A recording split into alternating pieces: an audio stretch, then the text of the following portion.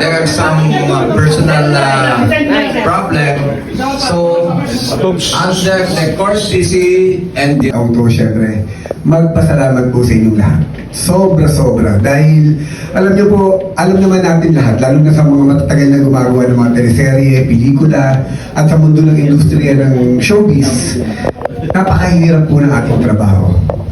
Kaya nga natutuwa nga ako sa sinasabi ni Ate Anne, na-appreciate nila yung pinaghihirapan talaga natin. Dahil totoong napakahirap ng ating trabaho. Minsan nga nakakalungkot pag sinasabi ng iba, artista lang yan. Kung alam lang nila kung gaano kahirap ang trabaho ng pagiging artista, ng direktor, ng production, ang pagbuo ng konsepto, pagbuo ng teleserye, ng pelikula. Pero alam niyo po, isang sikreto lang para sa ating lahat, yung pagmamahal natin sa ating trabaho at pagrerespetuhan natin sa isa't isa.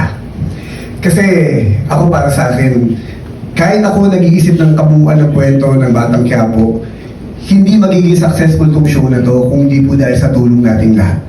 Sa pagmamahalan at pagtutulungan nating lahat.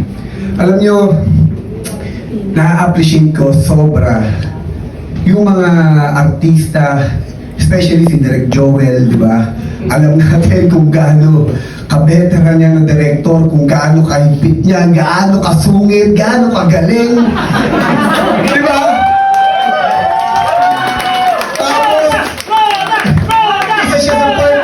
Quiapo, na nandoon na every time na nagkukwentuhan kami, nakikita ko na nag-i-enjoy siya.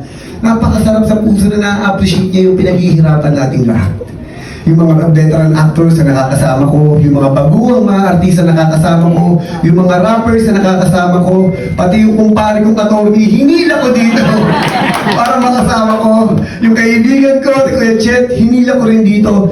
Kasi sabi nga nila sa buhay natin, kapag meron tayong laban, laging hinihinga natin ng tulong yung mga taong malalapit sa ating buhay.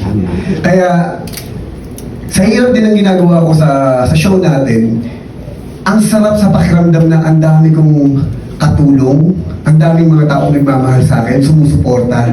Alam nyo, napakalalim ng ibig. Lahat ng pinaghirapan natin sa Batang Quiapo, gusto ko mararamdaman ninyo at magiging memorable sa lahat ng naging parte ng Batang Quiapo ang farewell party natin kasi lahat tayo dito naghirap. Lahat tayo dito nagtulong-tulong. Kaya, ganun pa man, binabati ko kayong lahat ng congratulations po para sa ating lahat ay Merry Christmas and Happy Holidays. Sobrang mahal na mahal na mahal niyo po. I love you!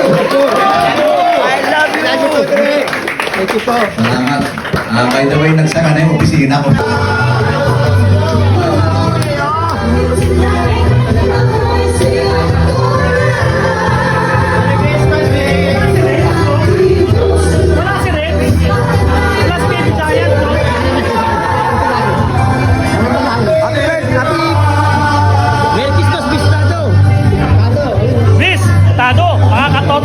Andito po yung mga namatay sa Batang Quiapo.